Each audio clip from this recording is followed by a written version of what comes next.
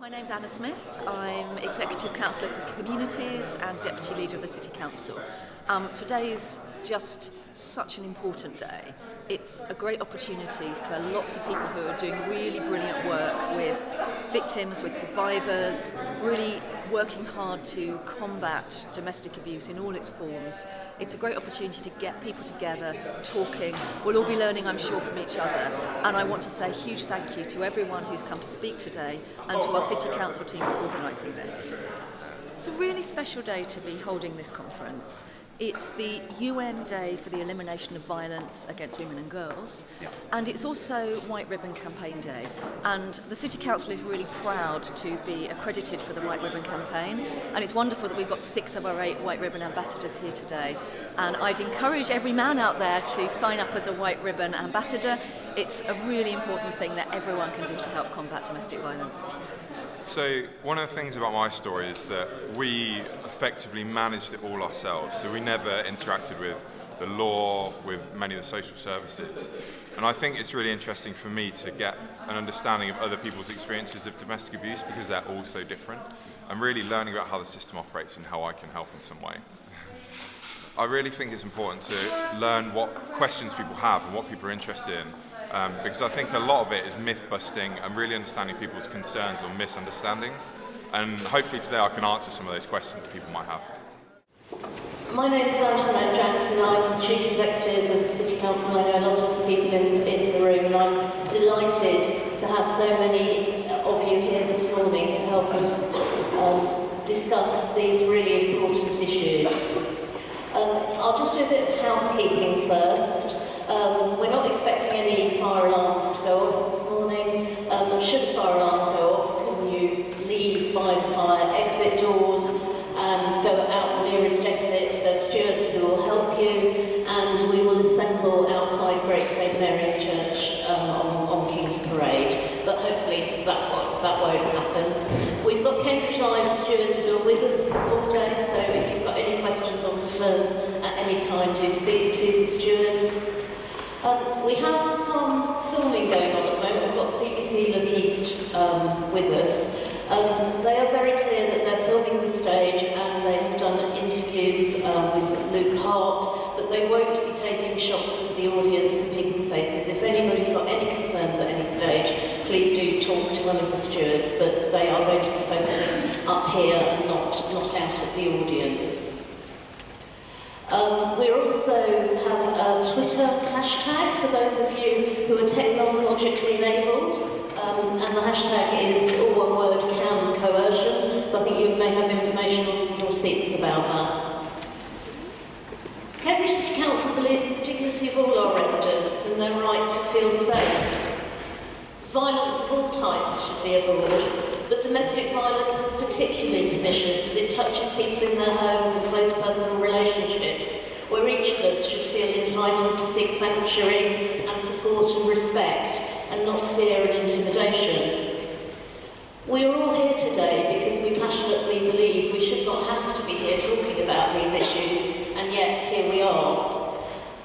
Because we passionately believe that these issues matter and need to be discussed and held up to the light, and because we passionately believe that together and individually, with the right support and focus, we can really make a difference. I think the wider Me Too issues just show that the tide is changing about what is acceptable, and it's never been acceptable, and we're talking about it now, and we need to continue to talk about it and make it clear that together we stand up to these issues and we want to tackle them, and we want to live in a society where casual harassment, casual violence, domestic violence is just not tolerated. This is the 4th conference that we have held around the theme of domestic abuse. The first conference launched Cambridge Community Forum on domestic and sexual violence and abuse, and celebrated the City Council's White Ribbon Campaign accreditation. The second conference brought survivors and domestic violence service providers together in dialogue in a closed session to jointly explore the provision of services to victims of domestic violence and abuse and to inform future developments. And the third conference last year focused on the nature of coercive control.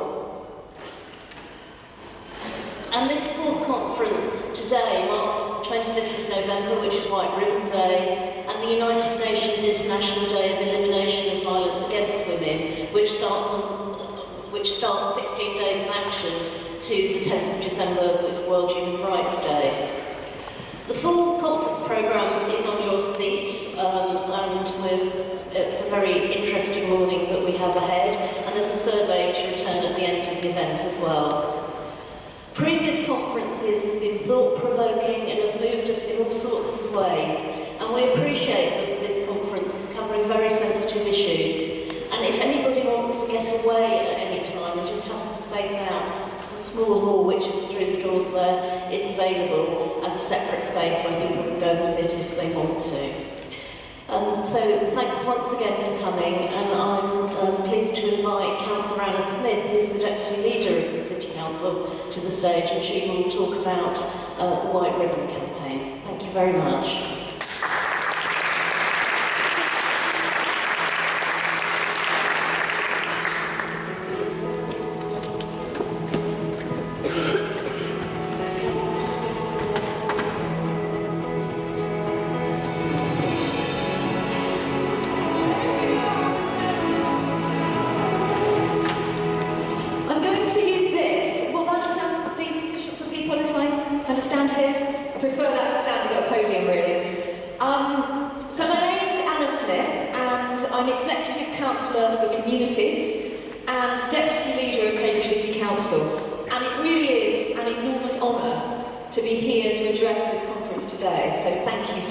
Asking me.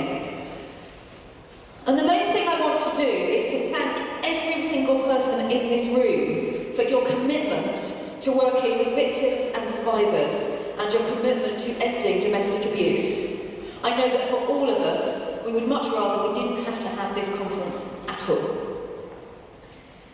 So a welcome to all of you. And I want to say a special thanks to all our speakers for giving your time today, to Councillor Nikki Massey, who is our lead councillor for community safety, who will be chairing, and to Louise Walker and the team, who have been working so hard to organise this conference. And I want to say thank you too to everyone in the council and beyond who works so hard to try to keep our communities as safe as possible. Now, as we've heard, it's a very appropriate day to be holding this conference. So it's the UN International Day of the Elimination of Violence Against Women and Girls, and it's also White Ribbon Day. Now, the White Ribbon campaign, I think, is fantastic. It's a global coalition of men and boys who work together to end male violence against women and girls, and it shows that we can all work together to seek to end violence against women.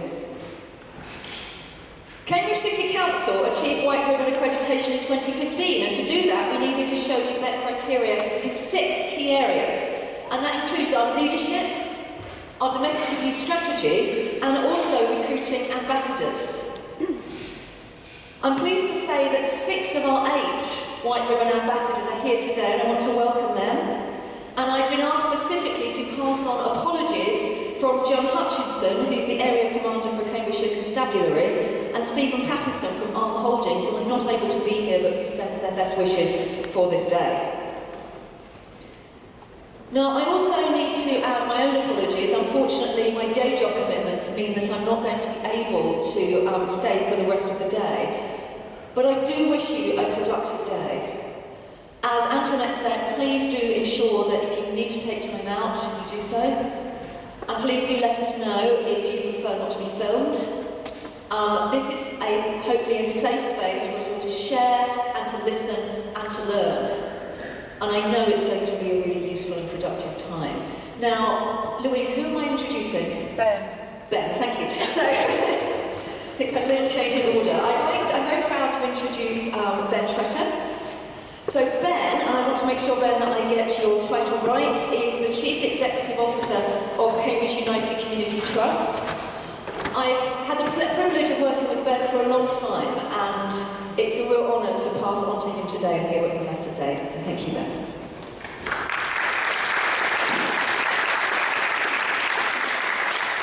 Thanks you very much, Anna. That was a very fitting opening to what Anna said is an extremely important day. I think we're actually at 5 out of 8 White Ribbon ambassadors now, so that's why you've got me up first.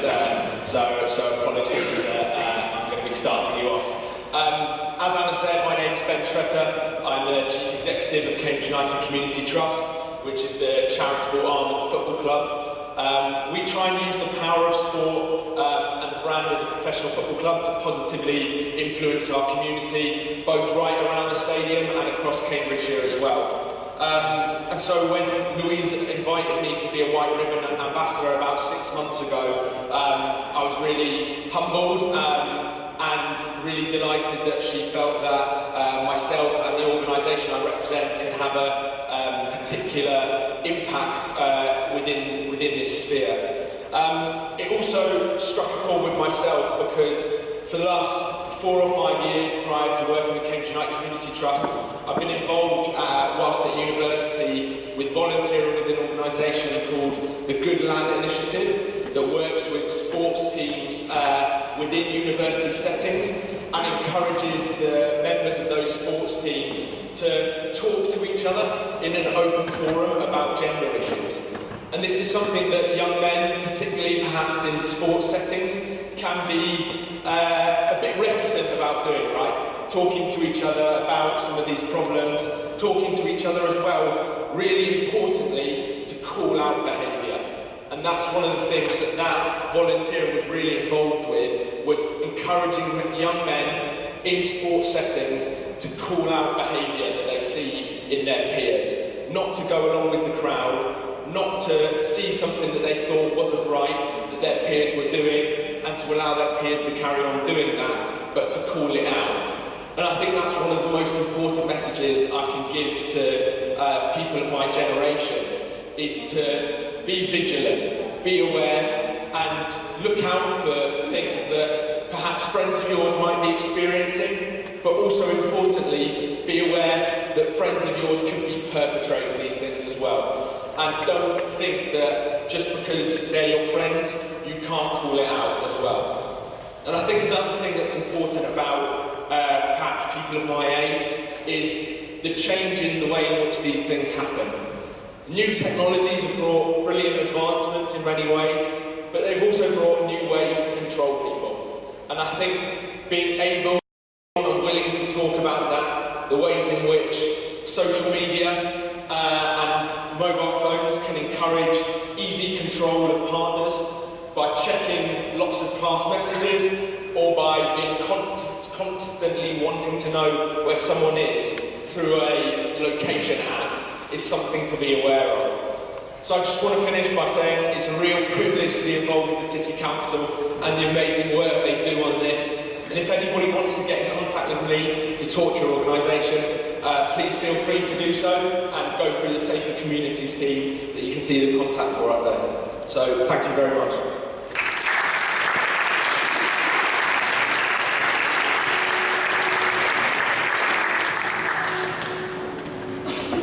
Hello, my name is Councillor Nikki Massey and I will be chairing this conference today. And so I'm going to introduce the next person to speak, which is also from the White Ribbon Campaign, Dave Doggett, who's the chair of Angry People and the former chairman of Cambridge United Football Club.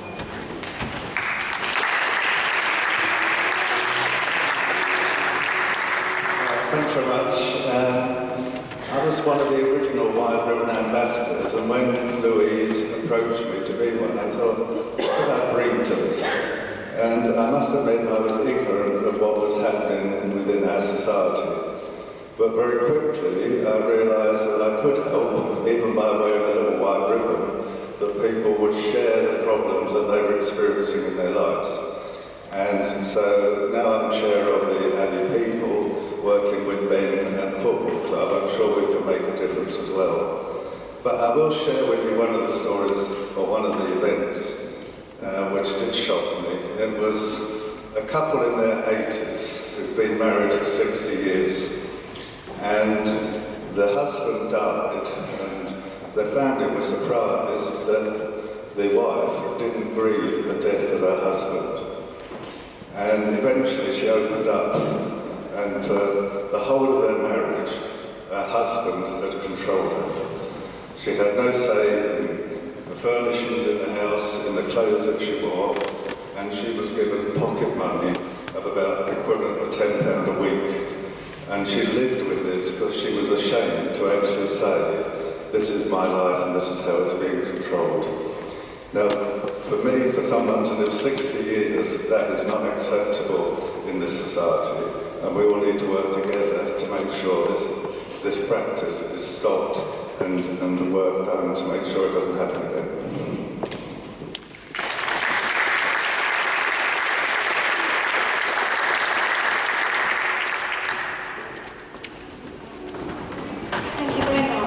We now have Adam Ratcliffe, who is the manager of Cambridge Business Against Crime, Campac.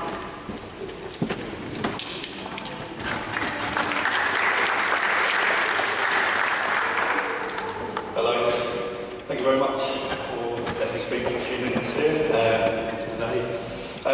My name's Adam, and I run Cambridge Business Against Crime. I'm also a former police officer in Cambridgeshire, and before that, I used to run bars, so it's a bit of a varied background for me. Why am I a White Ribbon Ambassador? Because I've seen firsthand how damaging and how destructive that this coercive and incredibly dangerous behaviour can be towards families, individuals, children, and everything. Both personally and professionally, I've seen it, and I, for one, feel that I represent a demographic of being a white middle-class male who needs to stand up, because there's enough of other demographics that are doing it, and I think that we need to stand up and say that we're not willing to accept this in our society, and whether that's through simply calling people out on certain comments, right the way to physically actually intervening in situations publicly. I think that we have a responsibility to stand up and show that as a society we're not going to accept it. So I want to just do my very small bit that hopefully contributes to the amazing work that everyone else does. That's it, thank you.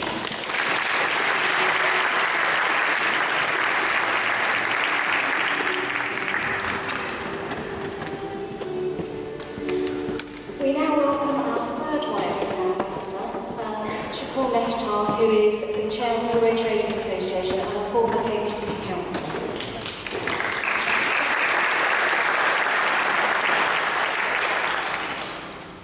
Hello everybody, I'm very proud to be here and be part of the White Ribbon Ambassador.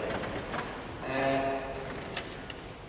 just don't know what to say. I've been doing my best from my shop. I have a shop in Mill Road, which is a lot of surgery. People, they come to me, talk to me about a lot of things. And I hear a lot of things which is happening. And I don't know how can we do something that, how can we abuse somebody which we love, and we start from saying we love you, and then all the abuse starts gradually and then it gets worse. I think the problem is, as Ben said, the technology is helping these people as well. We are moving to a new technology which is social media. They get a lot of help from each other, which we have to somehow to be controlling them. I don't know how can we do it. I have no idea. But the only thing I think at the moment we can do, which we can emphasize on that, is educating our children to become a bit more aware of what we say relationship skills. So this way we can build the future based on a better future. Hopefully we can talk about it a lot and try to stop this abuse which is happening to a lot of people, and I see it every day. People that talk to me every day about it, I redirect them to the right organization to get help. But it's a lot out there, and we don't have enough power to stop it. We can't go to every house to help them. So we have to do our best by talking about it, try to educate our children, and hopefully we can move one step higher and to stop it. Thank you very much. I don't want to disturb you. I'm very sorry. Thank you.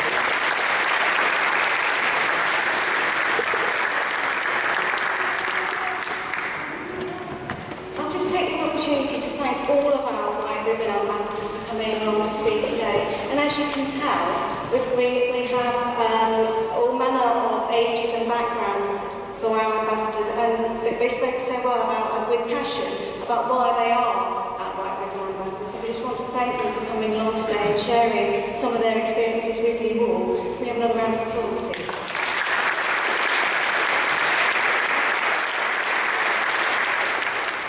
Anyone does want to get in touch with our ambassadors, please do so. They are here for a short time, but otherwise you can contact the Safer Communities team who will put you into contact with any of them. Next up, I'd like to introduce David Greening, who is the Head of Housing from Cambridge City Council.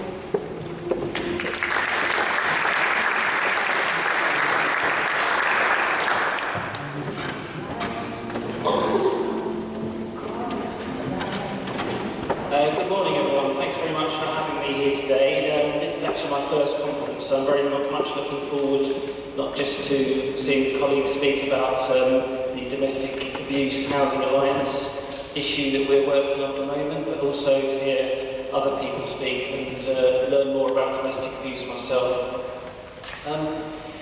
We, for the last few months, have been working through this Domestic Abuse Housing Alliance process. It's an accreditation process, and colleagues from the DAHA here, Caroline and Sharon, have been helping us with that. It's been a very interesting and challenging process, and I think ultimately it's going to be very rewarding for both housing services and services across the council. The interesting thing about DAHA is that it was set up by two housing associations in conjunction with Standing Together Against Domestic Abuse.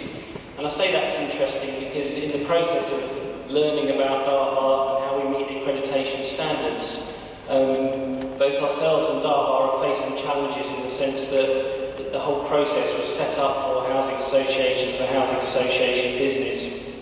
And so from a local authority perspective, we're actually a very different angle. We have lots and lots of different customer-facing services.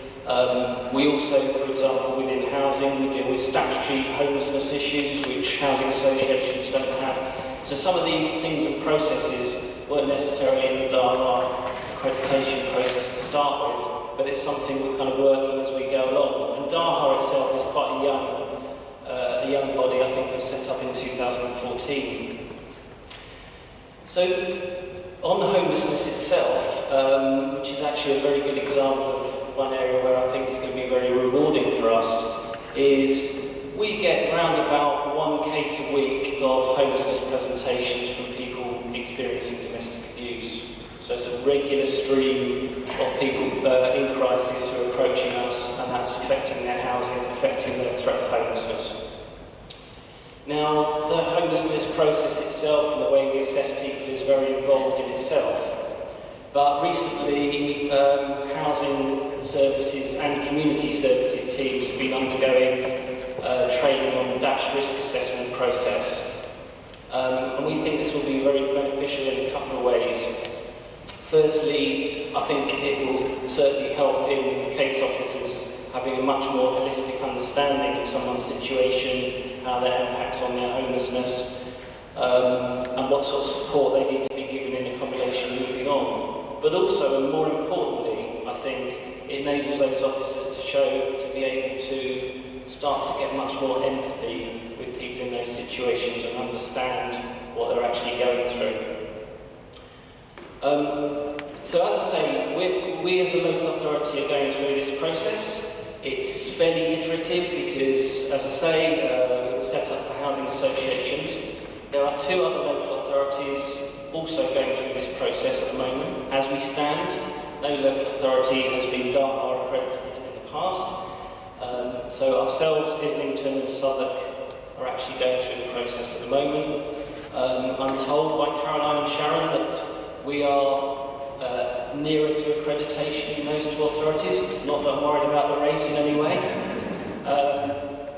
No, in all seriousness, I think the important thing is to be ready when we're ready, and we want to be thorough about the way in which we work through the issues. The other couple of things that I think may benefit us as a local authority, I mentioned that we have lots of other customer-facing services. And the important thing for us, I think, is to be able to better, as a local authority, flag issues early. So, for example, at the moment we have what we call an orange card system. So our repairs teams will report on an orange card anything that seems a bit strange when they go into someone's home. And there are lots of other possibilities, I think, across the council for us to get these situations flagged earlier. Environmental health is a very good example. So, for example, our environmental health officers go out, they deal with things like pest control, they deal with noise nuisance.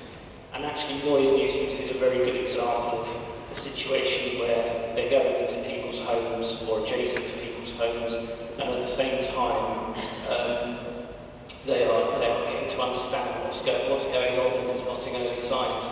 So we need to link up more effectively with our customer-facing services to make sure these issues are flagged nice and early. And I think another way in which we're learning that it can be beneficial for us is lots of our staff teams. City Council obviously employs quite a number of people. Members of staff will naturally, with that kind of size of staffing population, there will be people who are experiencing domestic abuse themselves. And it's about shaping our HR policies so that we can actually better support people with domestic abuse. So what we really want to do is raise awareness right across the council of domestic abuse issues. So we're putting together a kind of phased training programme, obviously for frontline services like housing, for example, who deal with domestic abuse victims on a very regular basis. That training will be tailored in a more intensive way. But it's certainly, I think, important that other officers across the council have as much awareness as we can give them. So I think that's all I want to say for now. I am very pleased to welcome Caroline and Sharon to the stage to talk to you in more detail about the DARPA process. Yeah, we're looking forward to finishing the process. But although I say that, finishing the process will never be finished. Once we're accredited, we're not interested in resting on our laurels. We're very keen to sort of press on and make sure that we're not just satisfied with getting accreditation, that we continue to improve our services. So welcome Sharon and Caroline up to the stage.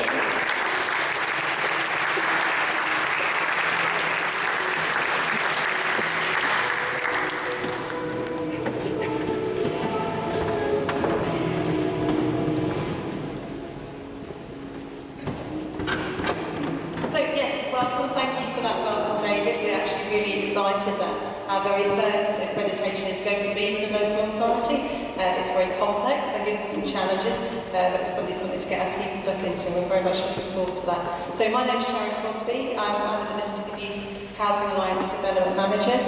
Just briefly about my background, I spent probably over 10 years working as an independent domestic violence advocate, and that's why I was so excited to have the opportunity to join DARPA, because working as an IDVA, one of the main obstacles that I always found was housing, was the main thing, stopping people from becoming safe.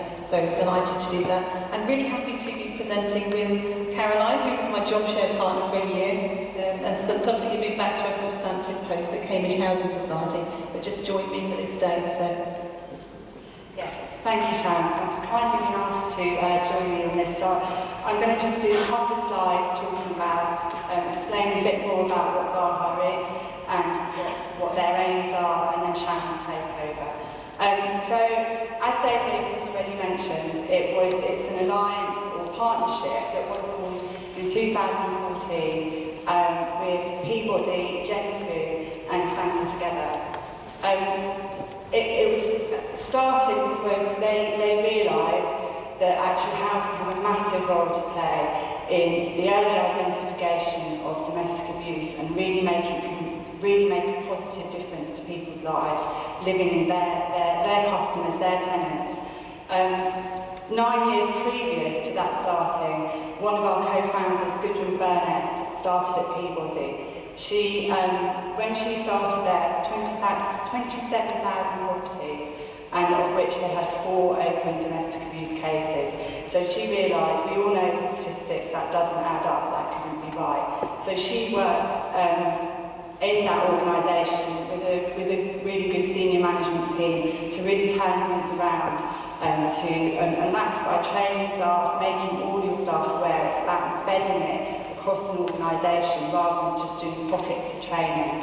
And also by advertising and raising awareness that actually your tenants know that you will support them, that they can come to you. And that reporting has increased in 1,425% since they've gone through that sort of process. And I think they have now, on average, every 3 days they'll get a new case of domestic abuse, which obviously is sad that it's that much, but it's good that their customers are able to come to them and know that they can get support. And that's really the premise. They realise that actually this doesn't need to just be their organisation. And so they formed together with Gen2, who are also doing similar groundbreaking work in their own organisation, and standing together, the synergy with them, because standing together against domestic violence, their purpose is a coordinated community response to really kind of work about in the community to change responses to domestic abuse. So they formed this alliance in 2014, and the basis of that is to standardise, and that's the accreditation programme. So they standardise the responses to domestic abuse in housing. So it's about embedding it across the organisation, and that's why the accreditation programme was formed. So who they are, what they do. So the co-founders still do lots of amazing work, trolling up and down the country. They were actually in the European Parliament yesterday at a round table. So they're doing lots of lobbying, lots of work, working with alongside bodies like CIH and National Housing Federation, really kind of getting people to realise the importance of this. We've got funding from the London Council's Comic Relief, Home Office, and recently a really big successful bid to the MHCLG, get that right, which is, you know, it's kind of testament to the fact that the work they're doing is seen as essential. And we have an online toolkit which is anyone here can log on to. You don't have to be in an organisation. You can see through that the best practice. There's lots of best practice documents and what is required to pass the accreditation. It's a really useful tool that goes on. And then we have 5 development managers, of which are also going up and down the country, lobbying and doing workshops and really working with housing providers. It's been a great year that we had together to work doing those workshops, to meet people in Cambridgeshire, meeting housing providers. There's so much good practice in pockets of housing providers, and we really want that to be shared among each other and get people to really be thinking in their own organisations, how can we work better to support our tenants that are survivors and victims, and how can we give them better choices and working with perpetrators in the sense of, you know, what choices can we give our tenants, having a box of kind of solutions rather than just trying to say, oh, you know, leave your homes or go off and get refuge spaces, which, as we know, are hugely limited and not always the right option. So, So we offer workshops as well, so we've been offering free workshops around the county, and those workshops aren't training, but they are just bite-sized pieces of information, I suppose, in the 8 priority areas that we're looking at for accreditation. And those are as follows. So these are the 8 priority areas that we look at. Again, this has been devised through the expertise of the co-founders, which were Peabody, mentioned, which is the largest housing association in London, Gen2, who's an extremely innovative provider up in the North East, and Standing Together Against Domestic Violence, which I'm sure many of you have heard of, and were instrumental in helping to us to get MAREX underway. They chair domestic violence homicide reviews, just amongst a number of other things that they do. So these are the areas that we think are really important to get an improvement in domestic violence. So who we are, the team at the moment, we've been very fortunate to have been blessed with favour, and mostly around the violence against women and girls sector, the homelessness sector, and so we currently have 5 housing development managers now. One's a national post that works all over the country, covered by just one person, so she's got to work cut out for her. Very excited that we have a post in Cambridge Cambridgeshire. This was a result of a multi-agency bid in 2016 to the then DCLG. And we made a bid for Cambridgeshire, and although Daha was flourishing in London, this is the first time that this has been piloted in the rural area. So everyone's very interested to see what the results are going to be. We're very grateful to David and his team and to Cambridge Housing Society for making that commitment to move forward with accreditation. We have a private rented sector post. That's very exciting because we've been primarily working with housing associations, social landlords, but the private rented sector, as we know, is actually the larger sector of housing, really, for people renting, and that's been largely ignored up till now. So we have an amazing worker who's doing some great work there with Arla and all the national associations who are just lapping it up, to be fair. They're asking for us to come and raise awareness. A really, really brilliant response from them. With London Post still continues, and we have a Housing First coordinator. Housing First, just to mention, was originally started in the US, has been very successful both in the US and in the UK for settling people with very complex and challenging issues. The premise is that it's a human right to have housing, so we give housing first, and then we give support in order to get them to maintain their tenancies. This is a big departure from the norm, because previously people were looking at people who are housing ready. Now we know very much that people with mental health issues, people with maybe drug or misuse, often that is something that happens with survivors of domestic violence. Yeah, been prompted to talk quickly. Let's go on. So, project aims. Basically, one of the things we're trying to do is improve staff confidence, and we do this through training, clear, robust policy and procedural guidance, raising awareness in the organisation, good support from management, basically embedding the approach to domestic abuse across the whole company. It's really important that residents get the right response every time, and that's avoiding the idea that, I'm sure some of you in the room who must deal with housing will know that they try to get a particular housing officer perhaps to look at their case, or particularly in a homelessness sector, because there was sometimes very individuated response to a particular person's circumstances. So we're saying embed a policy so that everybody in the organisation is saying the same thing and being proactive, and each housing association is also saying the same thing and getting a good standard. Increasing the staff skills, that's really about helping staff to get involved in partnership working, giving them the tools and the skills to know how to negotiate with partnerships, and taking a proactive stance to being involved with specialist agencies and local and national campaigns.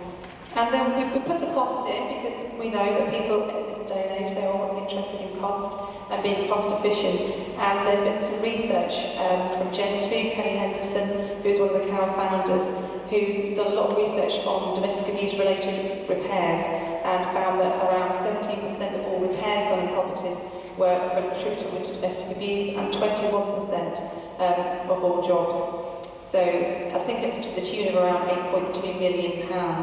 So it does actually make economic sense for housing providers to get on board and start making changes and responding to domestic abuse at an earlier stage and not a crisis stage. So what you're looking at now is a femicide study, a result of a femicide study. Thank you. I'm not good at turning pages. Hope you can read it. It's not the clearest thing to read, but came out of the femicide census in 2016 is that probably most of us do know that most women who are murdered either within or just outside their own homes. That either those that they share with a perpetrator or they live post-separation. So it figures that the house, the home, is a very dangerous place for a domestic abuse victim, and I think as one of our Right Women campaigners said, it should be a place of sanctuary and not a place of danger.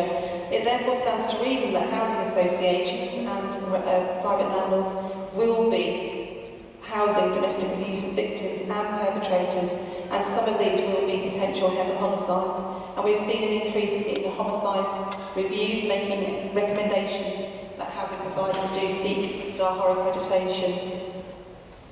It also, just to mention, that does give the lie to the idea that leaving is the safest thing to do, and I know that's something that we've learned the hard way on that, where people are given advice to leave, and actually not done it in a safe way, and homicide has been the result.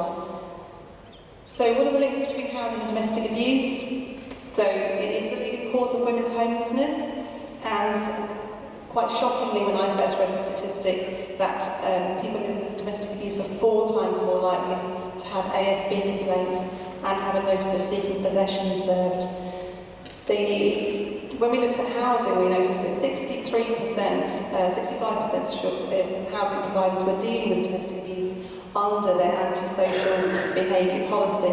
This obviously is a dangerous thing to do, because if the domestic violence survivor thinks that they're being a victim of domestic abuse and the signs and symptoms of that, which do look like antisocial behaviour, don't they? They're noise nuisance, there could be things going on in the street, there's shouting, there's damage to property, it could be an antisocial behaviour issue.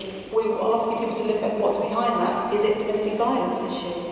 So if people think that if they report to their housing officers there's been domestic abuse, they're going to put their tenancy at risk, they're not going to report, are they? And there was a very sad case in Brighton, 2017, where just that thing happened, and the lady named Harriet, she was not able to make a disclosure of domestic violence because she was being sent letters telling her that, you know, to cease the noise nuisance, really. And the perpetrator returned to the property, was a sole tenancy. Again, it was listed as a tenancy issue, and 1 week later she was murdered. And that's what we're really trying here in Darhard to seek to avoid that happening again. So in summary, then, we're saying housing providers are ideally placed to spot the early signs of domestic abuse, because it's happening in homes. If you're going into people's, as housing are going into people's homes, they're going to see signs and symptoms. Holding doors is one thing, constant requests for lock changes is another. Tradespeople that go in and out, their eyes and ears are open to things, they see things that the rest of us probably don't. So we're asking people to be really vigilant to that. The research has shown that early intervention is more effective. It's more cost effective as well to get in early and not just wait till people are in crisis to respond. And basically we say that, you know, safeguarding is everyone's business, as we know. We're not just talking about children when we're talking about safeguarding, we're not just talking about vulnerable adults, we're talking about domestic abuse survivors who do need safeguarding. And basically there are substantial benefits to getting it right when it comes to housing, to domestic abuse, both financial or reputational. But I have to make a caveat there, because I don't want people to think that that's the only reason to do it. When we looked at the femicide study, we could see that the main reason we should be doing it is to save people's lives. So there was a domestic abuse bill that maybe probably most of you are aware of. Consultations were requested for that this year, and our organisation, Domestic Abuse and Housing Alliance, got together with the agencies listed here and put forward a response to that. And in that, basically the whole housing approach was coined as a phrase by Darhard and their associated partners, and that's something that you probably hear quite a lot about in the future. And this is the whole housing approach. I don't know if you can see all of that. But so refuge is an essential thing. We can't do without refuge, we need it, it's fundamental.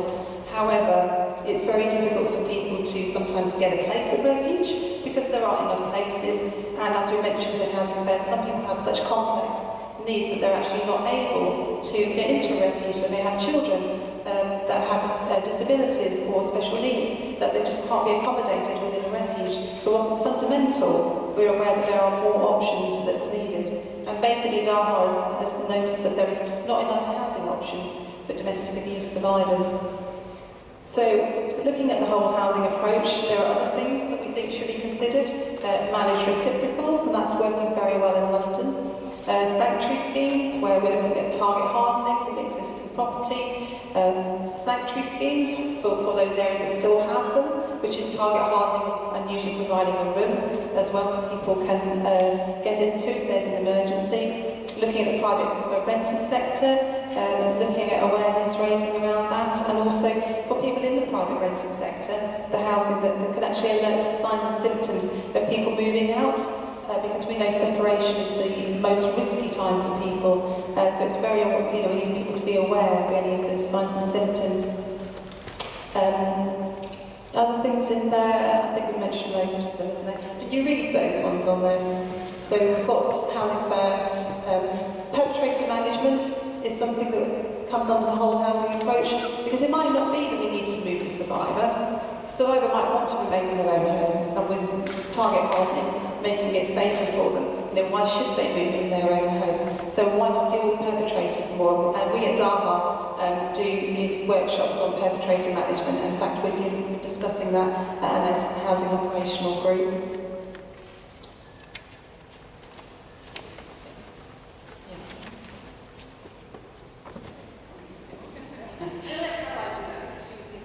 I was here. So last year we delivered 14 workshops to 147 staff across Cambridgeshire and Peterborough, and that was, as I mentioned earlier, it was really good to work, to meet with people, to see how they interacted with each other, the discussions, the sharing of good practice was why we actually then thought, let's set up something going forward, especially when we didn't know what was happening with the funding. We wanted to kind of leave a legacy, but Sharon's still in post, which is great, so she can still coordinate that. And that's the Domestic Abuse Housing Operational Group, the next one being on the 12th of December. And that is really to bring housing providers together with specialist agencies to come and talk and share knowledge, share best practice, get to know each other, so people can network and really just be talking about the challenges that they face in their own organisations and keep that conversation going. Whether or not they're going to go for DAHA accreditation, it's really important, we feel, to try and get people talking and bringing in specialist agencies, so building that coordinated community response, getting people to know who are their partner specialist agencies. And so that's what we're kind of really championing at the moment. Well, you are, sorry. And yes, so we've obviously, as David said, Cambridge City Council are going for accreditation as our CHS group. So we're working, I'm back at CHS helping them on their steering group as well to kind of get through that accreditation and really kind of change things in those organisations. And the other things we did, we worked with Safe Lives, training Nicholas about housing, and we did deliver a lot of workshops, and Sharon is still happy to deliver more workshops for people that want to and that are interested and want to host them. So that's really what we did, and then Sharon will talk about the exciting plans, I think, for the future.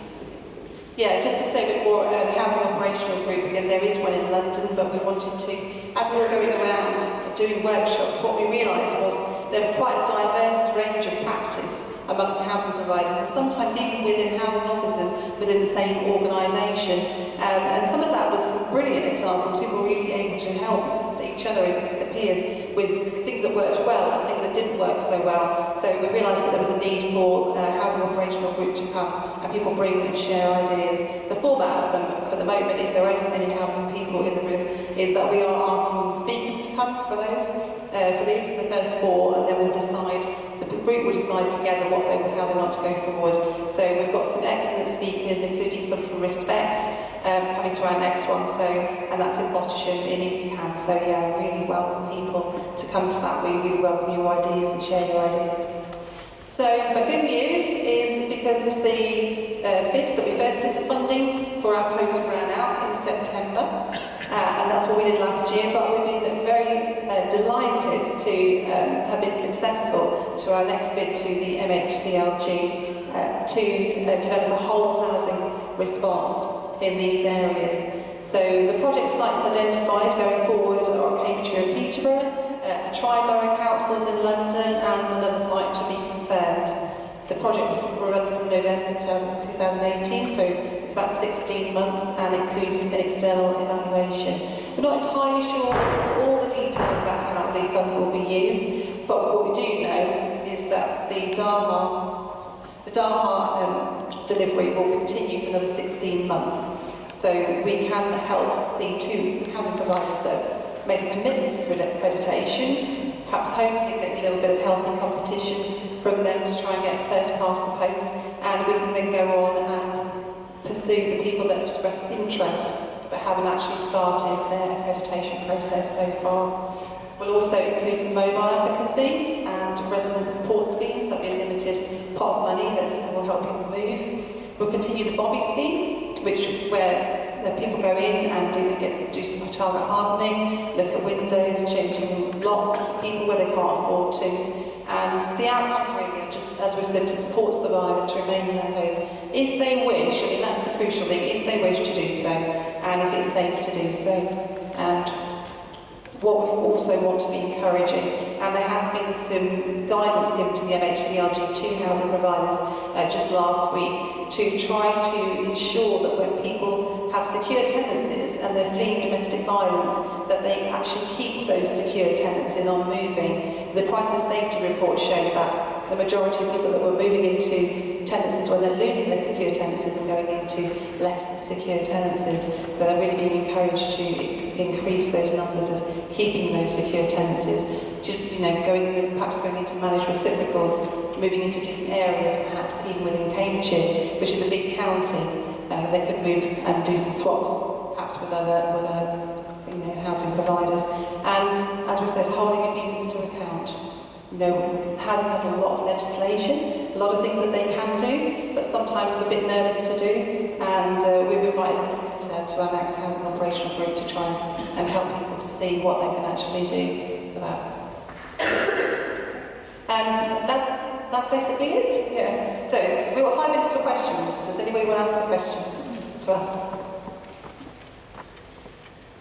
No? Okay, that's good because we probably go overrun. So, okay, thank you very much for your time. Thank you.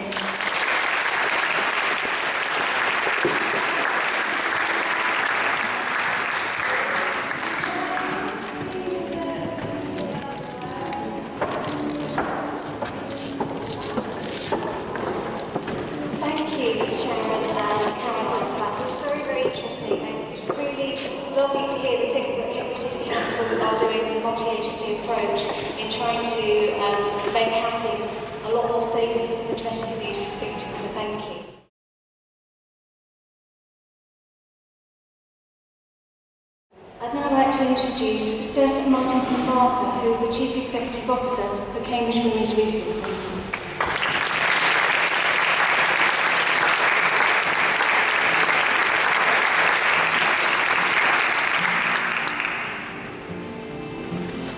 You'll have to excuse me today, I'm absolutely full of cold, so I might lose some vowels on the way through this.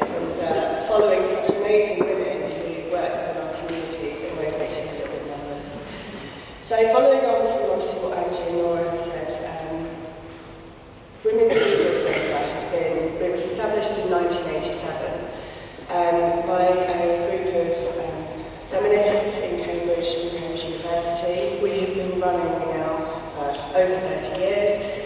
We are mainly a universal service, originally set up to help empower women through education, training and support. We work very closely with the other women's organisations across Cambridgeshire and Peterborough, and that is mainly because we are one of the doors open to women as a first point of contact. There we go. We often find that women come to us to ask for housing support or ask to come on some training because they want to feel more self-confident and they don't really know where they are in their lives. They're either currently in violent relationships or controlling relationships or being stalked and harassed, or they have been a child survivor of that or are surviving currently as an adult. And so the support we give is fairly universal. Obviously we refer on to our other organisations. We work as part of the Women's Consortium. Within Women's Resource Centre, for those that don't know us, we have a centre in Peterborough and a centre in Cambridge. And through that we run the Dawn Project, which is a project for any women within the criminal justice system. And at the moment we're finding that about 90% of those women who've experienced sexual or violent behaviour are still experiencing stalking, coercive control and harassment. And so obviously the work we do with Women's Aid and with housing and with the city councils across both of the the areas of rape crisis are absolutely tantamount to the success of those women moving forward and out of those experiences in a safe and manageable way. We also run some programmes around employability, education. We do an Eat or Heat project, which is with the CAB, and we also do sex worker street support in Peterborough. We see about 500 women across Cambridge and Peterborough, which is a large amount considering we have 4 staff. And that is why it is so important to work so closely and in partnership with the other organisations around us. Because one piece of work cannot just label one organisation. You can't be protective about that. You know, these women need to be able to feel that they can access other support services and other agencies and not have to tell their story 100 times over. I'm going to end there just because I am absolutely full of cold. If there's anything that anyone would like to know more about what we do and what we provide across those 2 areas, then please feel free to come and contact us. We welcome visitors, we welcome coming out to meetings and talking about the kind of support and access and services that we can provide. Thank you.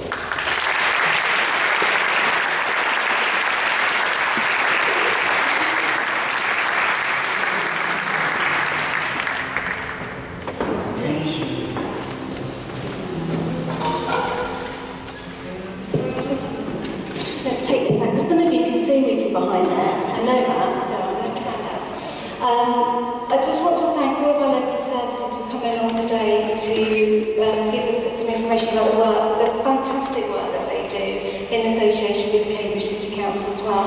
And it really, really is heartwarming to know that there's so many wonderful people out there willing to help the many, many women who really, really do need it. We are going to have a short break now. We are due to come back at 11:20, so if you'd like to go and have a comfort break, that would be really good. We do have some water just behind the please that we drink. Thank you. I'd now like to introduce Adam Mogadas, who is another one of our White Ribbon ambassadors and is a lawyer at the Cambridge Law Practice and Cambridge and West Suffolk Resolution.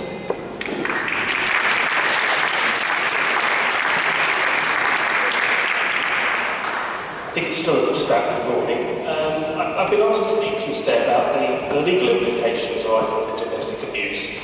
I'm going to focus on the civil arena. I know that Darren Millington is speaking after me, and hopefully he'll cover the criminal aspects associated with the offence.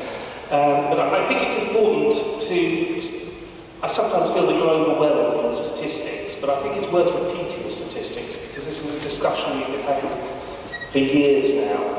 And it's important to get the message out there. I think when you look at this issue, you have to remember the volume, the scale that we're dealing with. And that's really important. So, throughout my talk, I want you to bear in mind that domestic abuse accounts for 1/4 of all recorded violent crime. In any one year, there are 13 million separate incidents of physical violence or threats of physical violence against women from partners or former partners. That's a particularly important statistic because then you have to remember on top of that it takes 35, on average, 35 separate incidents before somebody will report this issue. So if you scale that up, think of the volume. And not that I'm going to break it down into finances, you'll see later on within my speech I will talk about legal aid. You've got to then bear in mind the costs. Home Office estimates put it at 40 million when you're looking at totaling up all the issues that arise from this. So it's a massive issue, and yet when we deal with it, we tend to deal with it on individual cases. There'll be a report in the paper, somebody was assaulted. I think back a couple of years, the incident in the Children's Contact Centre in Luton, where a mother was stabbed by a former partner, and they're treated in isolation.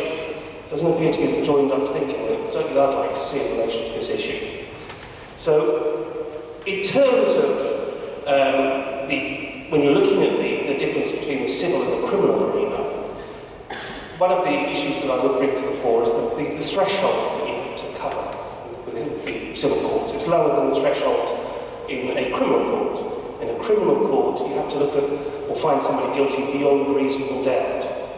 In a civil court, the threshold is lower. It's a balance of probabilities. So if you're bringing an action to protect an individual through the civil courts, it's arguably going to be easier for a judge to make the order, because quite often they're thinking, well, I'm only ordering somebody not to do an action that anybody, any decent human being would think was entirely reasonable. If you make an order that someone's not going to threaten, harass or abuse somebody, I'd like to think that any right-minded person would think, well, you should be doing that anyway, so there's no problem in making that order. So it's important that if you feel that if you're making reports to the police, it's not getting anywhere, then see a solicitor, because there are actions that are available to you in the civil arena, in civil courts. So a typical case might be that someone will come and see me, or sit down and go through the history of their marriage, and it will only be then sometimes that the victim will realise that they have been subjected to domestic abuse. It's astonishing the number of cases where you'll be sitting down there, and the word that I hate more than anything is when I'm seeing someone and they'll say, oh, he just pushed me, oh, he just did this, oh, he just threatened me, it's nothing serious. But actually, if you document it, and if you sit down and you methodically go through this with a client, and you say, okay, well, let's look at that. And you'll see the light bulb switch at a certain point, where they'll realise, good Lord, there's this whole weight of incidences that somebody has put up with through the course of a relationship. And it's only then that they start to appreciate, no, this isn't acceptable. Now, I should say, when I'm giving this speech, I'm referring to male on female violence, and I'm sorry if that offends or upsets anyone.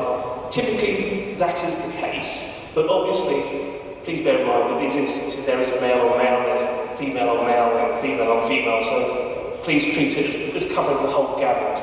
I am, though, within my terminology, if I am referring to male and female, it is just simply because the vast majority of instances are male and female.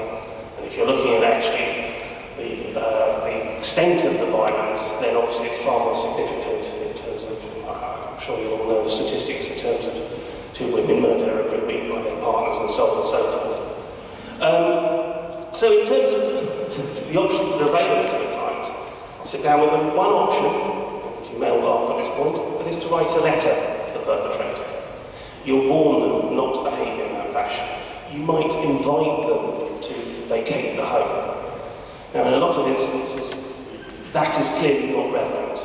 But if it's perceived as low level, then clients will say, yes, I would rather have that. And there are very good reasons why people do not wish to engage in court proceedings. It could be financial, it could be emotional. There's lots of ties. So sometimes that is the right thing for the client. But that's an option.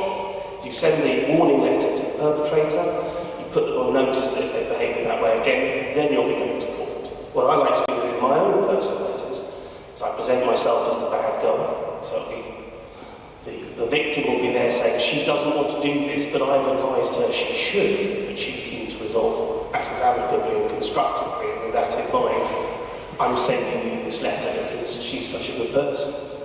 And you threaten them with the cost, if I have to do this. So hopefully, if there's any anger or aggression, it's then directed at me.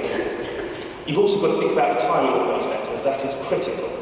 If you go and see a solicitor on a Thursday afternoon, and the letter goes out that afternoon, then you've got to think that that person is going to be stuck potentially with their partner over the weekend. So timing is a critical point in these things as well. If the letter route is not appropriate, then you can be looking at issuing proceedings, injunctive proceedings. There's 2 types of applications that can be made. One is where you make it on notice, where the hearing is listed as a date in the future. That is used in less serious cases. And I say less serious, it's what the courts determine as less serious, not necessarily what you or I may describe as less serious. Unfortunately, courts still do not recognise, in my opinion, I hasten to add, that domestic abuse is as harmful, if not more harmful in certain cases, than physical violence. So quite often, if you've got a domestic abuse case in particular, it'll be put on notice, so that the hearing will be put back to, say, a week's time. The perpetrator will be served with all the documents. In preparing an application, you'll prepare it as a court application and we put a statement in support. So they will receive that. And the victim will then be left for a week, possibly slightly longer, knowing that the partner has seen that. The partner may be getting enraged by having it, and there is no protection in place in that intervening period. There is an application that can be made, what's called ex parte, where you go in the very same day and you make the application for someone to come and see me, ideally in the morning, and get in the afternoon. The court would make the order on the basis that they've heard from one side, but they'll then list it for a second hearing at a point in the future. Because again, that justice to prevail, you must hear from both sides. So the perpetrator at that point is then given an opportunity on the return date to put forward their case. Now, when you're looking at these applications, the court then has possible outcomes. One is the court will say no, nothing doing, nothing required. And hopefully they'll make an order. The important part of obtaining an order is that if somebody breaks a court order in domestic violence cases, they can be arrested on that breach. That is an important thing to stress. You can also, when obtaining an order, you can also, as well as seeking the protection of the victim, you can also seek what's called an ouster, which requires the other person to vacate the home. That's important because if you write a letter, nothing can force. If you own the property, if you're a legal joint owner, if you're on a tenancy, nothing can force a person out of that property unless there's a court order in place. So you get an ouster order as well. Now, an ouster is seen as a draconian order. It's only given in exceptional circumstances. And usually it's where, again, you're looking at the domestic violence, and you're looking quite often at the top end of the domestic violence.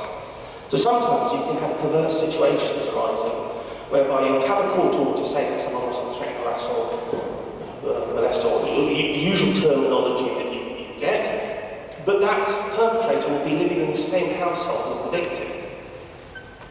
And that's usually whilst the other issues are being resolved, and that again can be quite untenable for the victim to be putting up with that. So in relation to the other orders the courts can make, as well as ordering somebody not to behave in a certain way, as well as ordering them out of the property, they can also accept undertakings. And that's kind of a lesser sanction, an undertaking where the perpetrator would make a promise not to take out certain action, or make a promise to leave the property. Now, you can't be arrested straight off the bat for breach of an undertaking. The victim would have to go back to court for enforcement. You'd have to say that this person hasn't behaved in the manner that they agreed to behave. So that's an important distinction. And I have to say it's anecdotal insofar as at the moment, I am with the firm belief that the courts are increasingly making undertakings or accepting undertakings as opposed to making orders in relation to these incidents. I think that comes about from the fact that more often than not, unfortunately, victims are attending court on their own, and the courts are just trying to get it through and get it done on the same day. You know, I'll do this, and it's all done, so we can free up court time. So, the court orders themselves, they are usually limited in time, so it might be for a 6-month period. It's seen as giving a cooling off period, so that if there is a divorce, if there are children arrangements that need to be made, it's seen as sanctioning that, so there can then be a discussion and resolution of those issues. You can, as I say, they can be for longer, but the notion, or it seems to be the mindset of the courts, is that if it is something more serious, then there should really be criminal proceedings and criminal sanctions in place. So, as I say, the civil injunctions are very much seen as a cooling off period. Now, I think one of the important things we've got to look at, and I'm sorry, I usually do this, I lose complete track of time.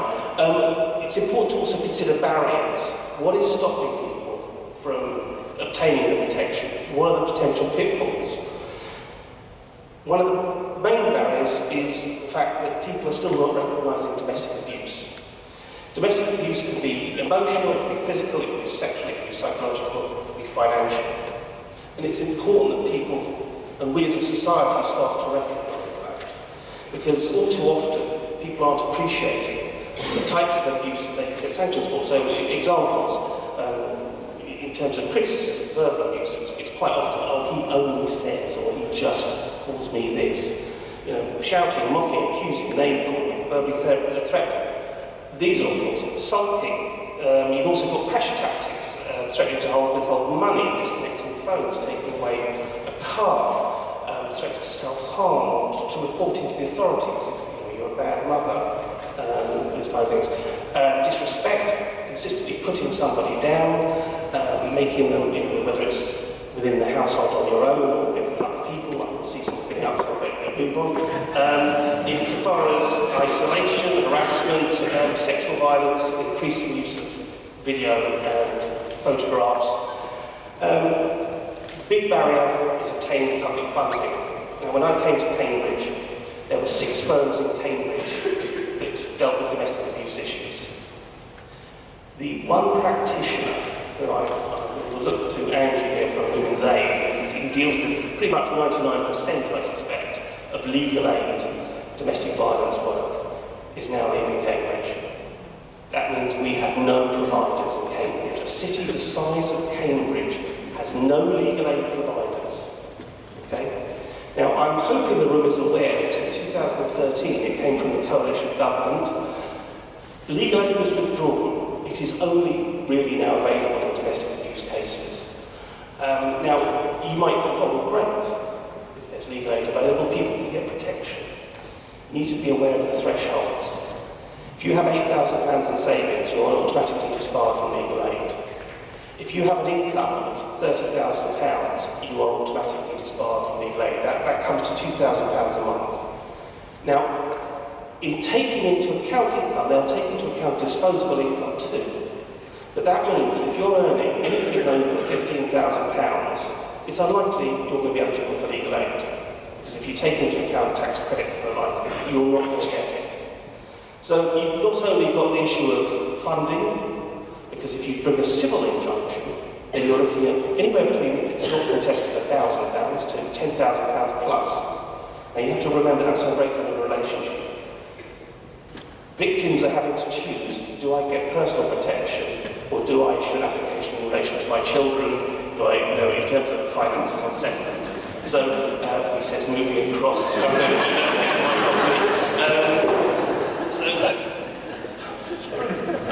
I've got so much to say, so little time to say it. I'd better stop. We have to realise that this is a problem for society. I'm really proud to be a White Women ambassador because this is a dialogue that we all need to be having. You look at the Me Too movement, it's really important to do that.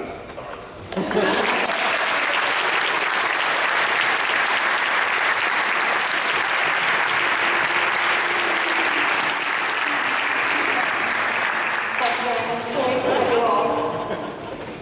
Our next speaker is Detective Inspector Dan Middleton, who's the Public Protection Commission Stafford.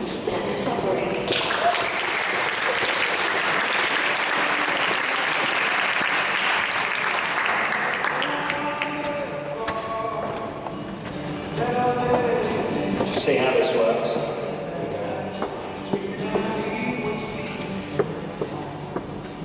Hi, thank you for welcoming me to the stage.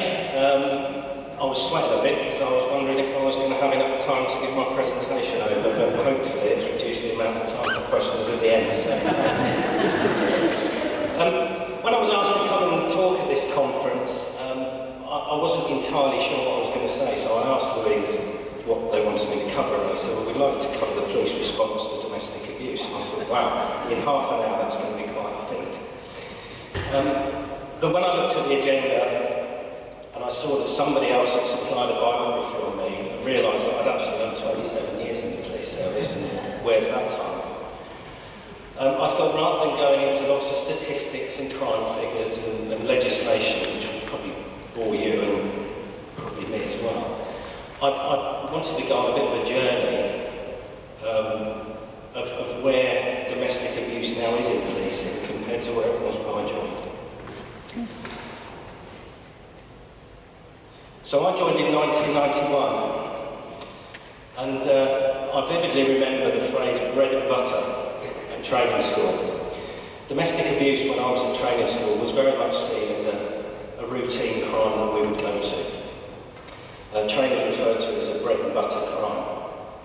And back in those days, the only legislation really we had at our disposal when we dealt with domestic related to assault. So as a uniform response officer, if we were called to a domestic dispute, that was it. It was either an assault amounting to a grievous bodily harm or an actual bodily harm, or a common assault which was more minor, or if there was no assault but the dispute was still going on, we had an opportunity to arrest someone to prevent the breach of the peace. And that generally meant taking the man away, locking him in a cell overnight and letting him out in the morning, where he'd probably go home and there'd be further domestic violence. And safeguarding, well, safeguarding back in those days was taking a female officer along to look after any children that were there. And I kid you not. And when I reflected on that, I kind of hung my head in shame a little bit, because I remember going to domestic disputes as a 21-year-old, fresh out of training school, thinking, what the hell am I doing intervening in a married couple's life? I wasn't married at the time. I had no idea this stuff went on. And if the woman said to us, no, nothing's gone on here, don't want you involved, I'm not making a statement, that was great. No paperwork, we'd walk away. We didn't even record that as a crime. There was no risk assessment, there was no follow-up. We walked away and we left them to it. And that's pretty shameful. But it was common, that was what happened in the time. So I'm going to fast forward, because I can't cover 30 years in half an hour. But probably one of the most impactful changes came about as a result of Her Majesty's Inspector of Constabulary report in 2014. And this followed the Home Office commissioning Her Majesty's Inspectorate to conduct a thematic inspection of police forces and the way police forces responded to and dealt with domestic abuse. And Adam touched on some of the statistics that led to the Home Office commissioning that work. But it was having a huge cost on society, not just in terms of financial cost, but also in terms of the impact it was having on women, children and victims of domestic abuse. So HMIC went and did this thematic inspection, and they published their report in 2014, and it doesn't make for very comfortable reading as a police officer. And whilst it acknowledged that police forces had moved on a lot, certainly since 1991, we still weren't good enough. We were still not getting it right. We were saying we were prioritising it, but we were trying to prioritise that alongside everything else and not doing it well enough. And for those of you who don't know, Her Majesty's Inspectorate of Constabulary are independent. They conduct annual inspections of all police forces, and they publish reports which are public. And it's probably the most significant way that the police are held to account for what they do and don't do. And there's quite a lot of pressure when HMIC come out to inspect us, that we don't want to be graded as poor, we don't want to be graded as inadequate. We strive to be graded as good or excellent. And we're not there yet. But because of this scrutiny, because of this acceptance that we weren't getting it right, we've had to really take stock as a service and look at what prioritising domestic abuse means, and ensuring that there's proper leadership and proper governance throughout the organisation in terms of improving our service. So I'm going to bring you right up to date with where we're at now. I took over as the lead for domestic abuse in Cambridgeshire back in May. So really, as a specialist area, I've only had this for 6 months. Throughout my career, I've kind of been exposed to domestic abuse, but my background in policing has been quite varied and diverse and specialist in other areas, so it hasn't been my bread and butter. But I've lived and breathed it for the last 6 months, and I'm pretty sure I'm going to carry on living and breathing it for the next foreseeable future anyway. Now in 2018, it's still a priority, and that's indicated through the Police and Crime Commissioner's plan and undertaking to the people of Cambridgeshire, and to our strategic planning within the force. To underpin our plan and our commitment to prioritising it, we have a strategic delivery plan, and we have the right structures that are used to drive improvement. And that strategic delivery plan sounds very much like police jargon, and it is. But the idea behind that is we look at the recommendations that HMIC make. We also look at the National Vulnerability Action Plan, the Violence Against Women Plan. We compare that with our current practice and we the gaps are? What are we not doing well enough? Which standards are we failing to reach? And then we've built a plan that aims to tackle those areas of weakness to try and improve and bring our standards up. I hold that plan. Compared to 1991, we now have a vast array of new legislation that we can bring to bear against offenders when we're tackling the very worst cases. I'm not going to go into the legal definitions, and I know that this afternoon's keynote speaker is going to be talking very much about controlling and coercive behaviour. But this is relatively new legislation that recognises that quite often we don't need an assault to have domestic abuse, and sometimes the assault really is a very simplistic way of looking at what domestic abuse is, and the coercive and controlling behaviour that can go on for years before an assault happens, and sometimes maybe an assault won't happen, but that coercive and controlling behaviour can have just as much of a devastating impact on victims as an assault can. And more recently, the commitment to look at stalking and harassment, and there's a joint protocol that's been signed and agreed between the Crown Prosecution Service and police only this year around looking in more detail at stalking and harassment. It doesn't mean that stalking is an offence in its own right, but what it does mean is that we have an undertaking now when we're dealing with domestic abuse cases, that we don't just look at what's actually happened on a particular day and time, we have to look holistically at the history of that relationship. And where we find evidence that stalking and harassment has been going on, we need to commit to tackling that and not just tackling the individual incidences. And where we decide we're not going to prosecute people for stalking and harassment, we have to say why we're not. And that is starting to yield results. We've seen an increase of 14% of reporting and recording of offences of stalking and harassment in Cambridgeshire this year compared to last year. And whilst police never like talking about increases in crime reporting, but actually in this case I think that's a success story because it was going on before, but we weren't recording it, and we are now. And so we're much better informed about the extent to which it goes on, and I have absolutely no doubt that that is just the tip of the iceberg and that we're not getting to everything. But the direction of travel is in the right direction. I have to say, we have probably in the domestic abuse space some of the strongest and most effective partnerships. And certainly in the 6 months I've been involved, I've got to meet more people who are sat in this room, more agencies that I never knew existed. We work very closely with Nora and Angie with Women's Aid. We work very closely with the IDVA service. We're co-located at Court Park. We work closely with Children's Social Care, the local authority, Adult Social Care, a whole range of statutory and non-statutory organisations to tackle domestic abuse in partnership.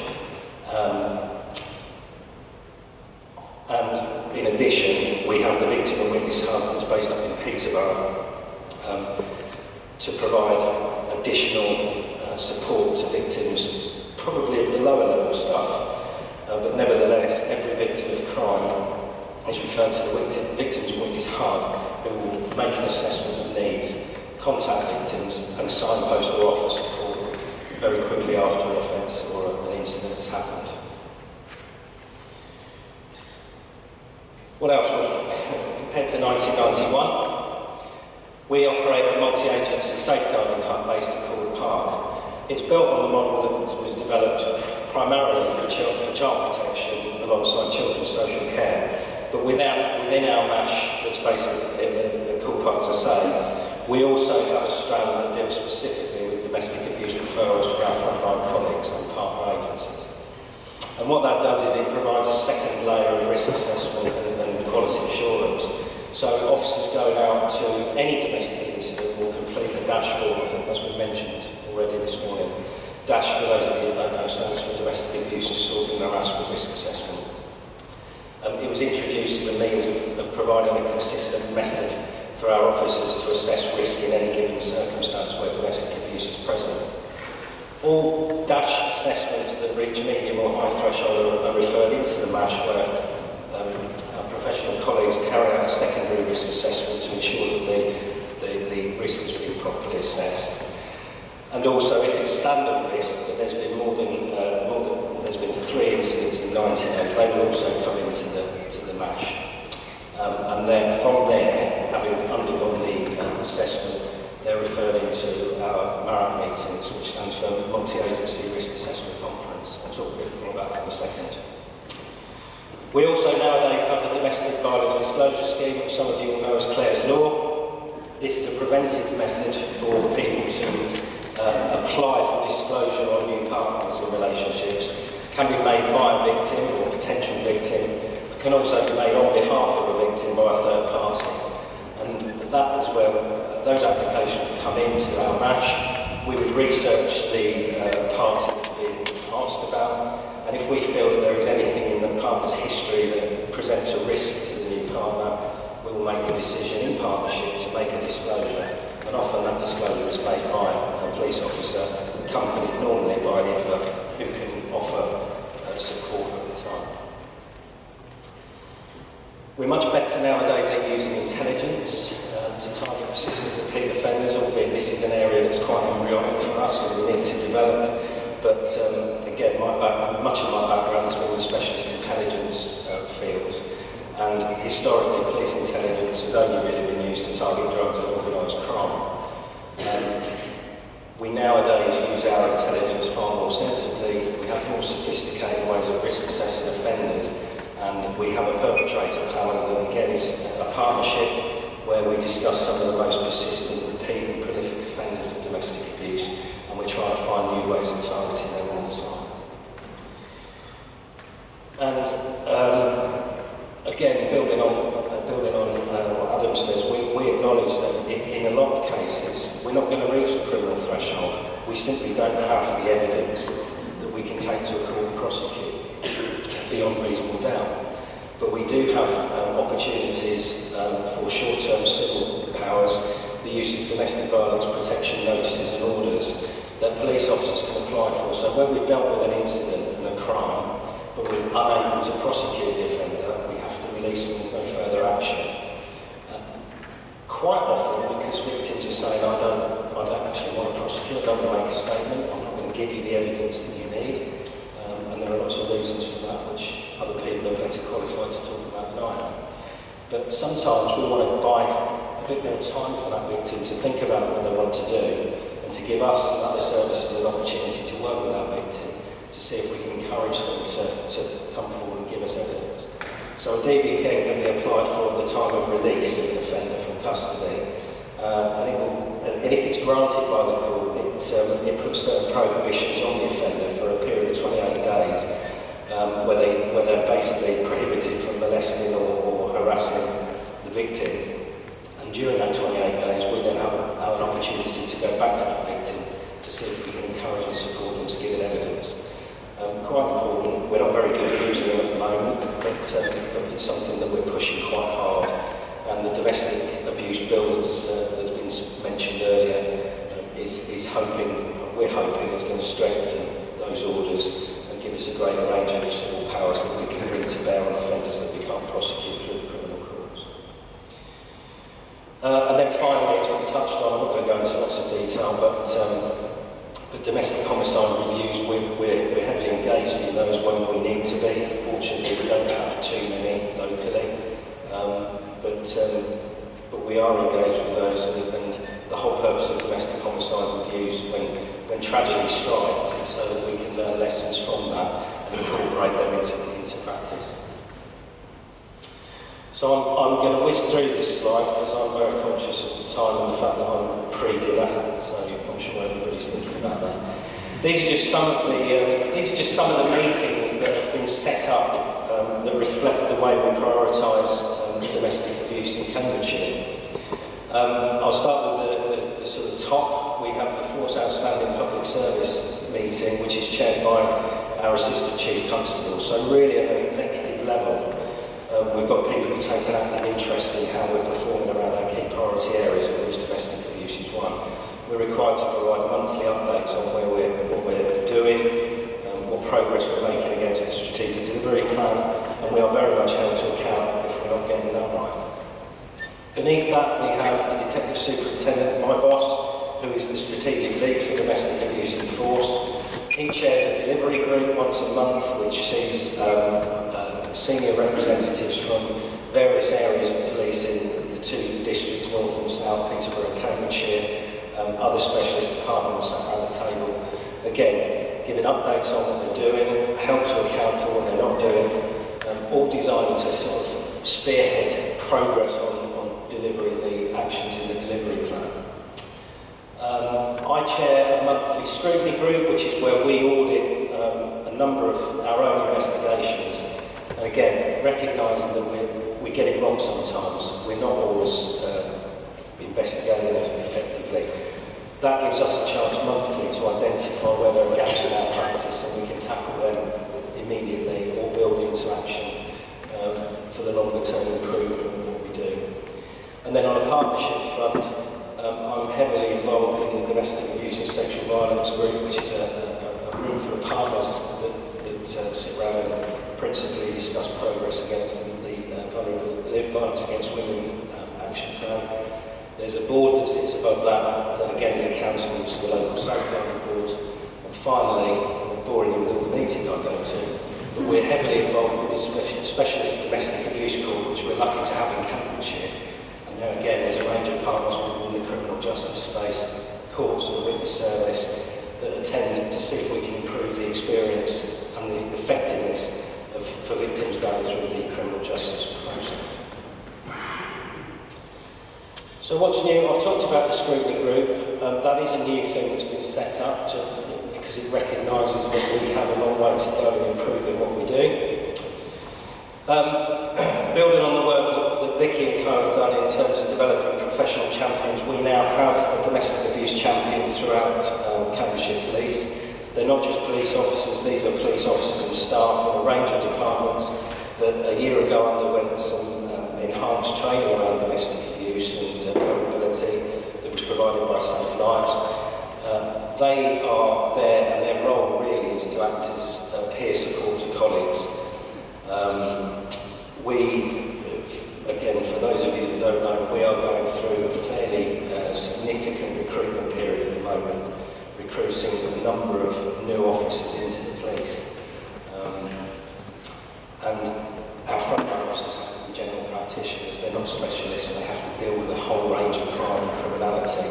And domestic abuse is such a complex area, so it's really important that we have these champions available that can support, mentor and coach colleagues to improve practice. And then finally, new this year, the MARAP meetings, the Multi-Agency Risk Assessment Conferences, they've been running for a long time, but demand was growing significantly, and a monthly or fortnightly meeting was just becoming unwieldy. So back in April this year, we moved to a daily MARAP meeting, so every day within the MASH, we have a multi-agency conference where we discuss some of the highest risk cases. And the idea of that is we have some key partner agencies, police, social care, the IDVA service, education, health, CPFT for mental health, housing providers, and inclusion, and there's probably others that I've missed off the list, but they're the biggest ones, on probation, who effectively share information about individuals involved in cases. And the whole purpose of that is to design better safety plans around the victim. Victim protection is the focus of that meeting. That meeting is happening now, it will be happening today, it will be happening tomorrow, and I like to think that in some small way that our contribution to that meeting is helping to make the lives of victims better. But there are still some challenges.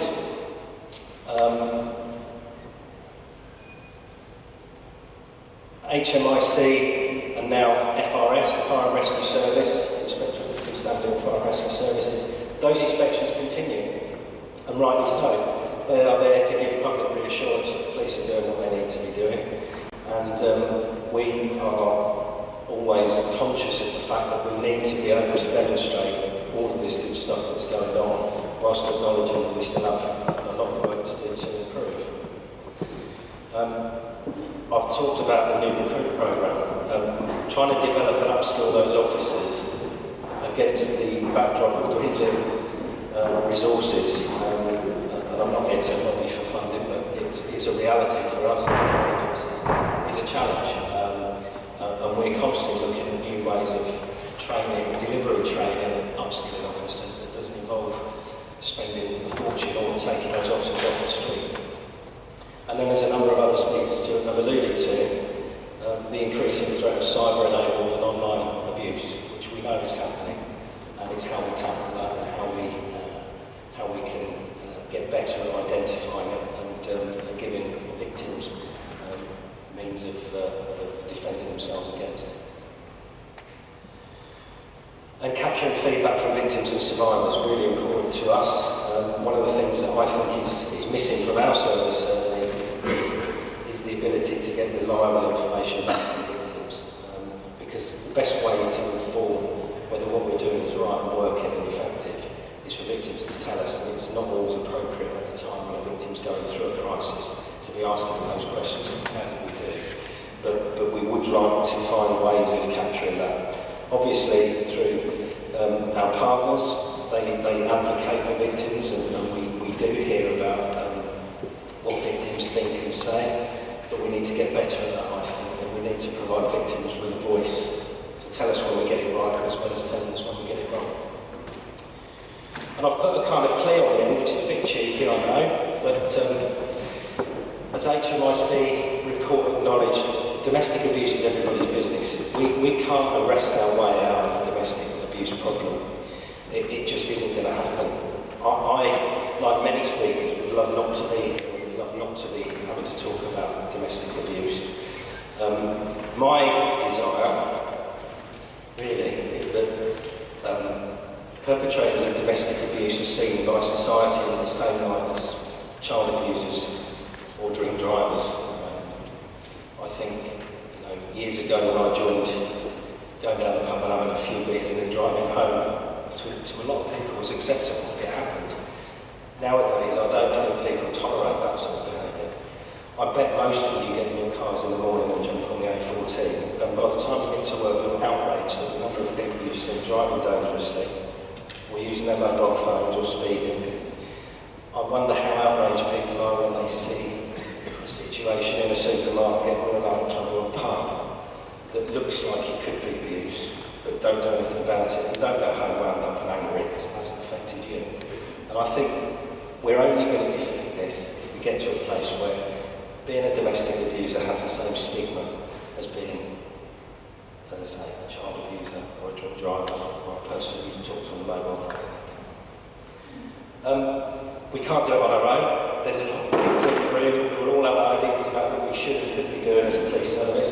I'm really keen as the lead on this to the force to hear your suggestions. My email address is up there. I hope that some of you will take the opportunity to let me know your thoughts, what we're doing right, what we're doing wrong. I'm loath to say I hope all 200 of you send them because my inbox is busy enough, but if you do, that would be really good. Thank you for listening.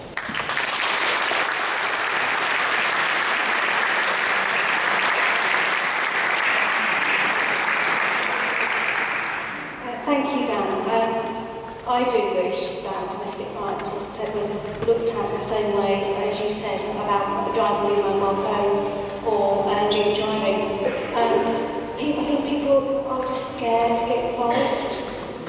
One of my friends said that she was in a supermarket and she saw a woman who was clearly being verbally attacked by her partner and she was in tears. And it was kind of a funny story in some way because she said that she hid behind a bunch of flowers and this other lady was on her own, she was crying her eyes out, she was behind these flowers and she was going to her, very quietly going, alright, this woman going, who said that? She didn't help, you can see this woman thinking, oh no, what's happening? She said, do you want me to get you a taxi home? And that's what she did, she called a taxi for this girl to be able to get home. And I just wish that more people would do something like that.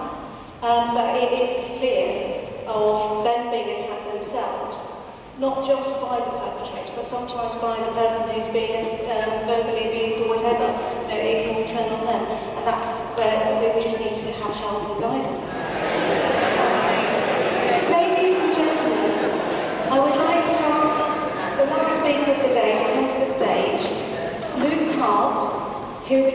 the insidious nature of coercive control.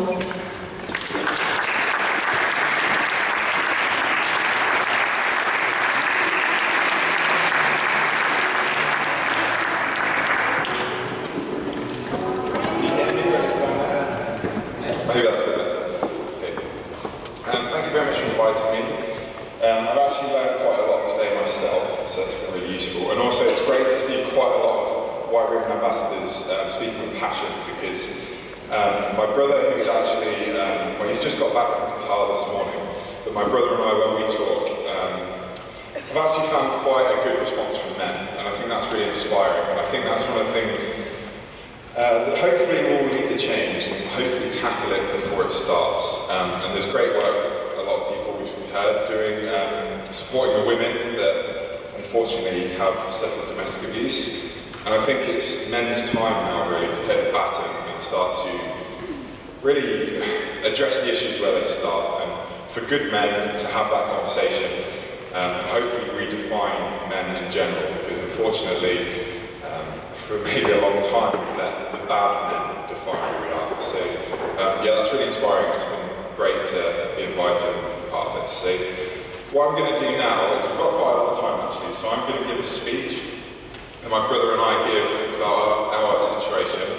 We suffered coercive control and domestic homicide. And what I'll do is I'll talk about my story, and then afterwards it would be absolutely great if you just ask whatever questions you want.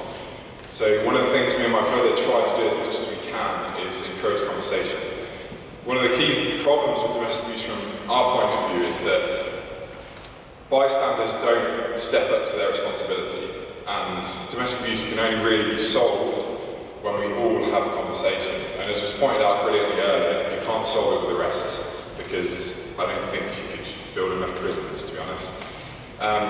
And what's really key is that we just get comfortable talking about it. Because until we feel comfortable talking about it, that wall of silence is going to keep people trapped. And I think that we all have a responsibility just to make it heard. We don't have to maybe address it specifically to perpetrators, but when that conversation starts happening, I think that's the start of something that could hopefully lead to real change. So yeah, I'll start my speech now. Please, if you've got any questions, ask away afterwards.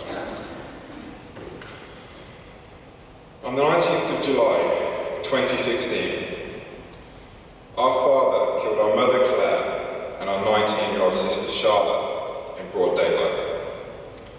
He then committed suicide. The murders occurred in our hometown of Spalding, in the car park of a swimming pool. My brother Ryan and I only survived the attack as we were both working abroad at the time. But only 5 days before, we'd broken our mother out of our family house, and we moved them to a small rented house only 5 miles away. During the move, Charlotte was on holiday with her boyfriend, and only returned to the new home 1 day before they were both killed. In the aftermath of the murders, Ryan and I witnessed a commentary that described our father as a nice guy, who was always caring and good at DIY. The public and the media could not have known how we suffered decades of emotional and psychological torment at the hands of our father, but the sympathising male angle of the reporting revealed the default societal perspective.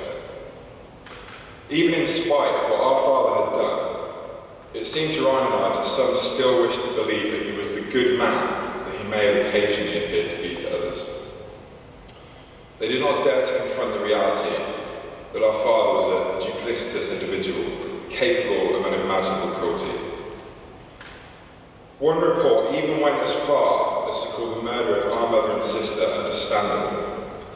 And in every report there was speculation that the prospect of divorce drove our father to murder, implying that we were responsible for his actions.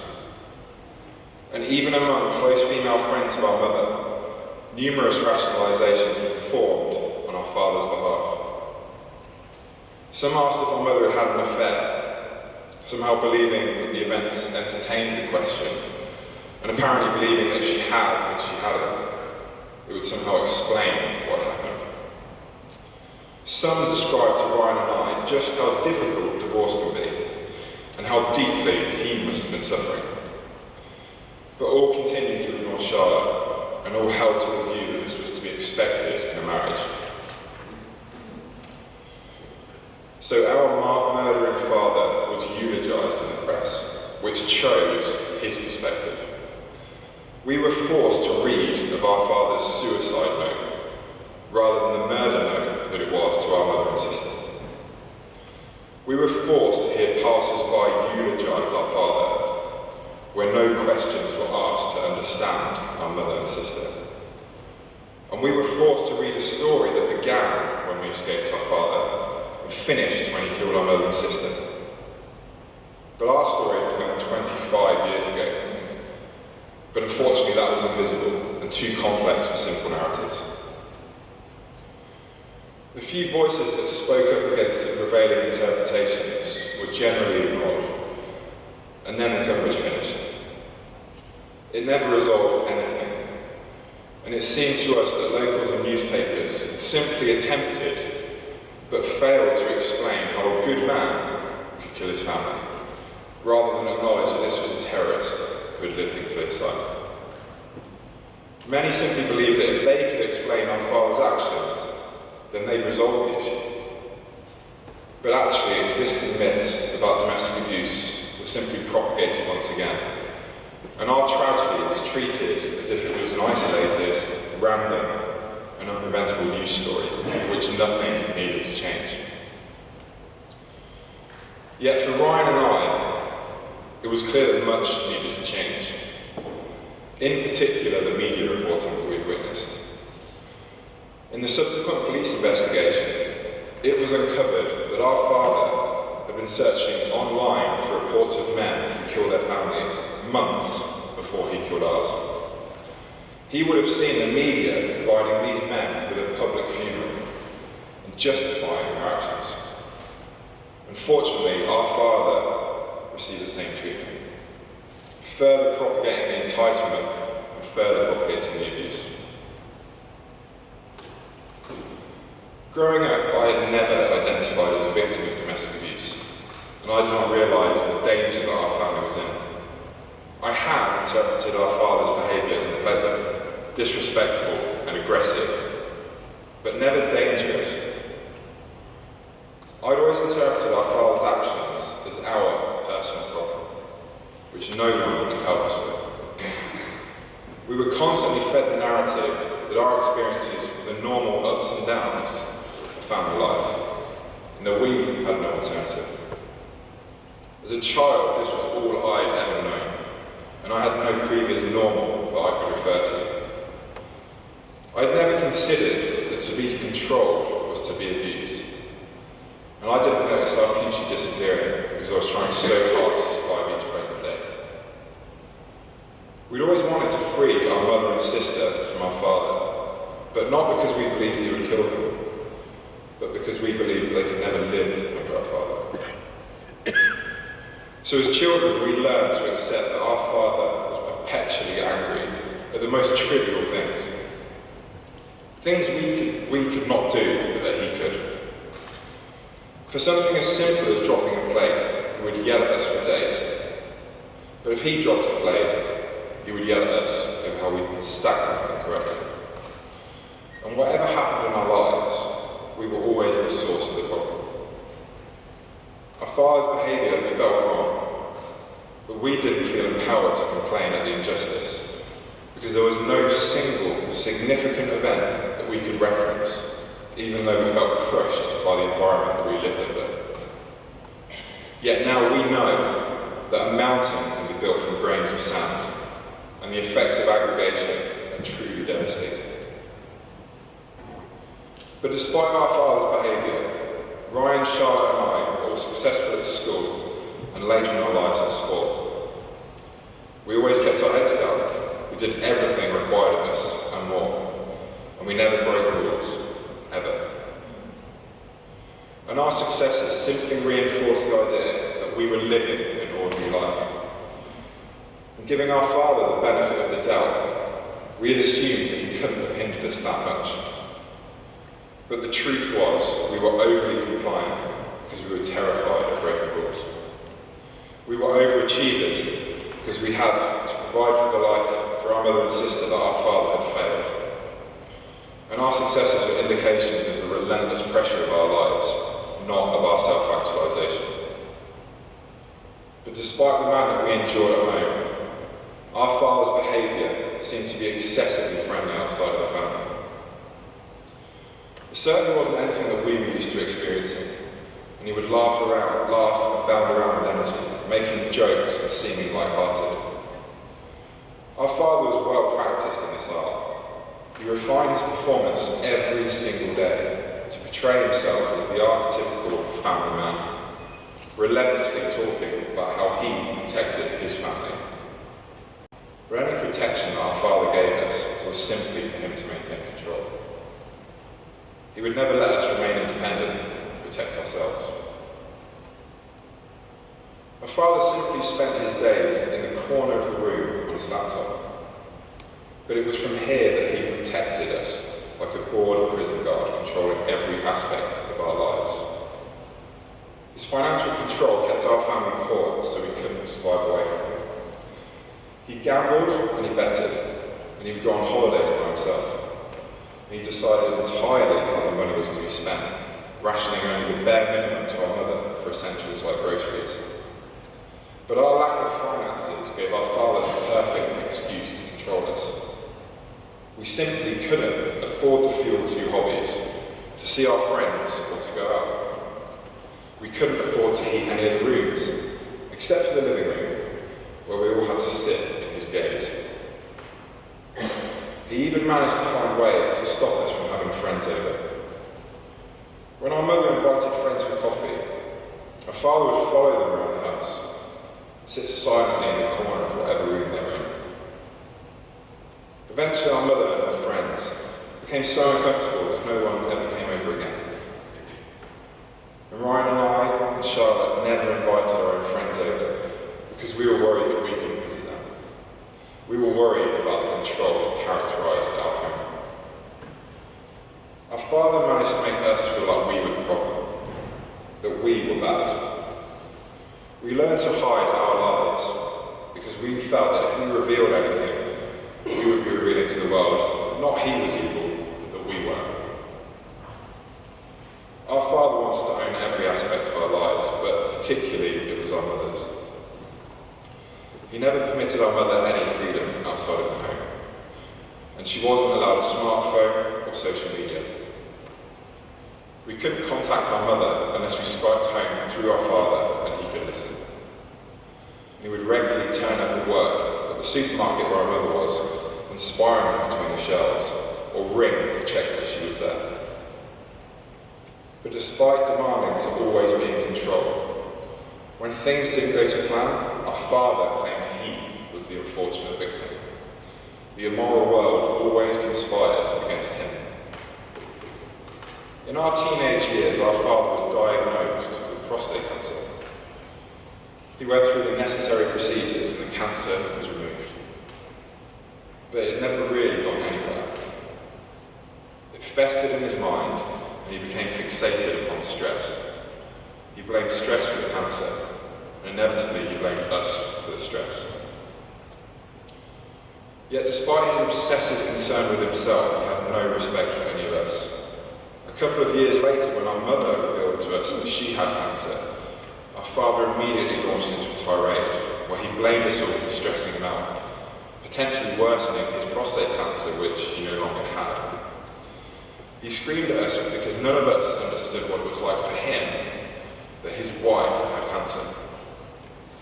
And his behaviour was laughable, and there was no clear rational starting point for us to address it. But he always seemed perplexed at why his family seemed to be drifting away, but he always resorted to the same tactics to both push us away and force us to stay. Whenever we tried to leave, though, he always made arbitrary threats. He said he'd make things up to get us sent to prison. He said he'd burn the house down. Worse things will happen, don't you dare. As the abuse continued, we normalised to our father's anger. We came to believe that the abuse was diminishing. but we had in fact conceded even further. Our Father had successfully created a world where we had no option but to confine ourselves to his prison. He'd often try and unsettle us via proxy, forcing us to back down for each other's sake. However, even though he only showed us hatred, we had sympathy for what we perceived was his weakness. But he never wanted our advice or sympathy. He only wanted us to feel the same pain that he'd concocted within himself. He couldn't understand why we weren't as angry and despairing as he was, so he looked to selfishly and jealously inflict it upon us. But everything that our Father condemned in the world was really an aspect of himself. He'd project his own self-hatred onto others.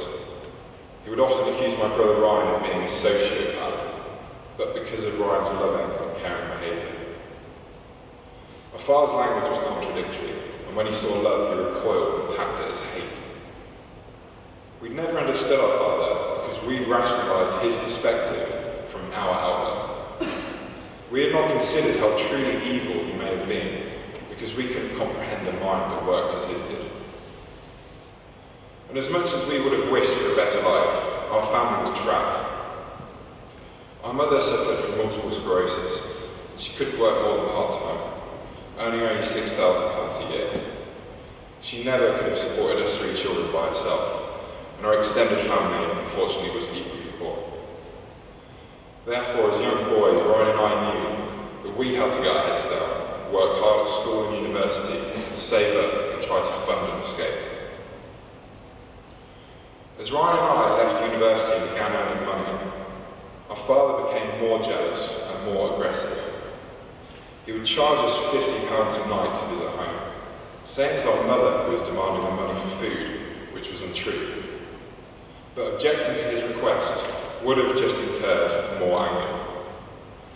He even insisted that Ryan paid £10,000 for installing an unnecessary garage door, and he made frequent and countless requests for money or expensive items, trying to convince us that it was our mother making these demands, or that it was our best interest to buy them for him.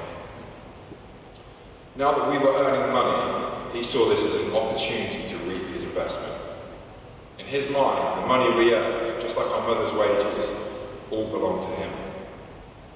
He once even gave thousands of pounds to someone on the internet who he'd only exchanged a couple of messages with, who claimed to be a student, to help him pay off his student loan. Yet he was never interested in supporting any of his own children. In fact, he was grateful for our student debts because they generated further dependence upon him.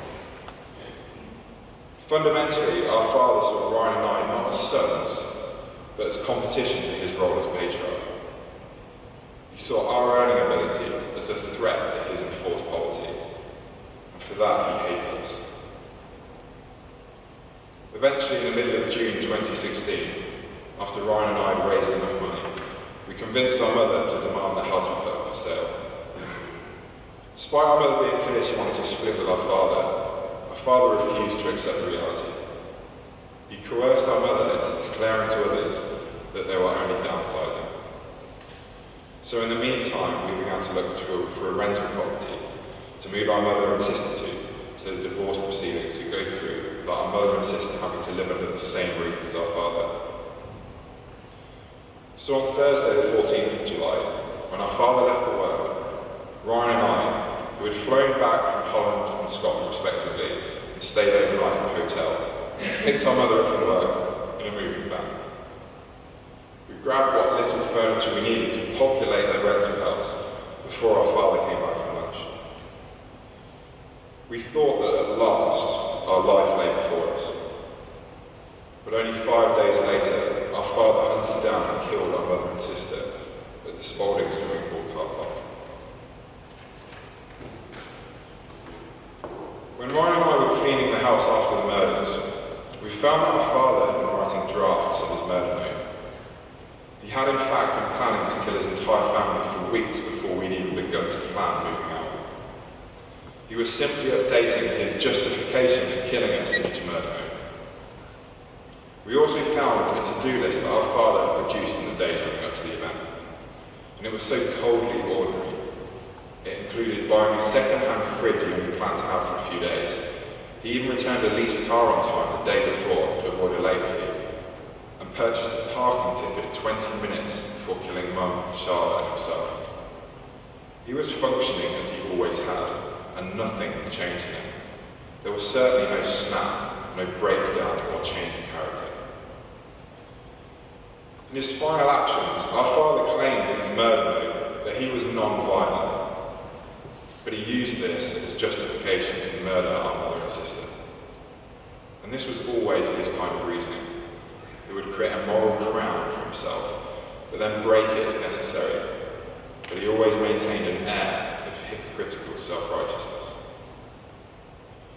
It was always clear to us that our father had no concern for his character, but a relentless concern for his reputation.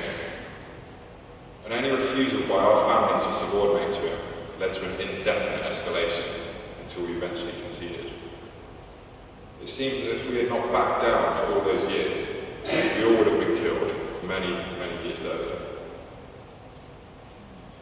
After the murders of Mum and Charlotte, the police investigation revealed just how much our father had distorted our perspective growing up, and the level of invisible control he had enforced upon us the whole time. Firstly, we discovered that our mother was married when she first met our father. He left his previous wife because she didn't want children, and upon meeting our mother, he immediately threw away her contraceptive pills and insisted she was having a child. I was then born.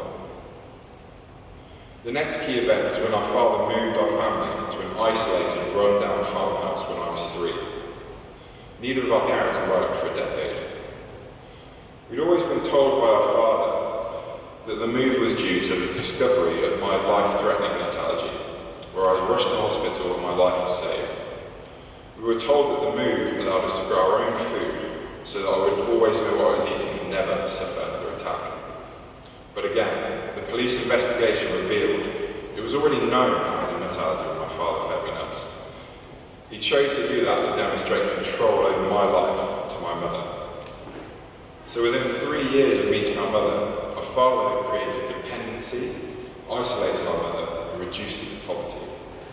A perfect recipe for control. From this point on, our father simply needed to operate these levers, and he had perfect control of our mother. When we were born, he then created a false reality for his children to live under. Through everything that Ryan and I have been through, we have learned that the men who murder their wives and children hold traditional masculine beliefs and live what appear to be ordinary lives. And this is exactly the problem. Our father had no breakdown. He simply followed the views that he'd always held to their conclusion, and he had no concern for us as human beings. Men that choose to kill do so because they believe that they can. In fact, they believe that they should in order to assert their masculine dominance. The emotional language used in the media betrays the true motivations of men who kill women and children. They're not provoked, and they do not snap.